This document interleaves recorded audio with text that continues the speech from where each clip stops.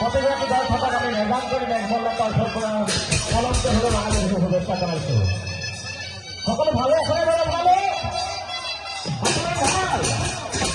বহু অনুষ্ঠান কৰিছোঁ, বিহু প্ৰথম দিনটোৰ পৰা বিভিন্ন অনুষ্ঠান কৰিছোঁ, কিন্তু মই আজিকালি ভাল লাগিছে যে ইমান মানুহৰ ইমান উৎসাহ অসমত কোনো অনুষ্ঠানে জনাইছোঁ।